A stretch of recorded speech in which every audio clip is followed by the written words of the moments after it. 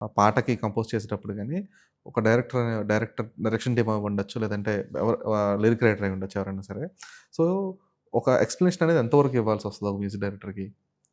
ఇప్పుడు 'Sai Rajesh' sir film చేస్తున్నాం కదండీ! హ్మ్. నాకు ఆయన వచ్చి నన్ను కలిసినప్పుడు ఒక సీన్ ఎక్స్‌ప్లెయిన్ చేశారు. అది ఎంత హార్డ్ హిట్టింగ్‌గా నరేట్ చేశారు అంటే, ఆన్ ద స్పాట్ ట్యూన్ అయిపోయింది.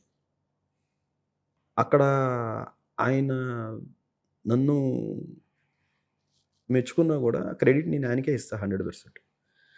ఇంత ఫాస్ట్‌గా మీరు కంపోజ్ చేస్తున్నారు అంటే గనక అంటే కూడా నేనది తీసుకోలేనండి. ఎందుకంటే నాకది ఆయన అంత హార్డ్ హిట్టింగ్‌గా చెప్పారు కాబట్టే నాలోంచి ఒక స్పందనొచ్చింది. హ్మ్. అలా చెప్పలేకపోయి ఉంటే గనక నేను కొంచెం టైం తీసుకునేవాడినేమో. అది అవును. ఫిగర్ ఔట్ చేసుకోవడానికి నాకే టైం పట్టేదేమో. ఆ స్థాయిలో వచ్చుండేది కాకపోవచ్చు. కాకపోవచ్చేమో. హ్మ్.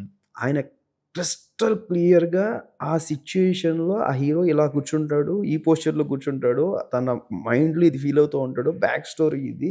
జరగబోయేది ఇది. అని అంతలాగా ఆ సీన్ నరేట్ చేస్తున్నప్పుడు స్పాట్‌లో ట్యూన్ వచ్చేస్తుందండి. ఇంకా ఇంకా మనకి ఆ మనిషి పిక్చర్‌ని నా కంటి ముందు చూపించేస్తున్నారాయన. హ్మ్. చూపించినప్పుడు ఆబ్వియస్‌గా మనకి ఇంకా ఎక్కువ టైం తీసుకోలేమండి.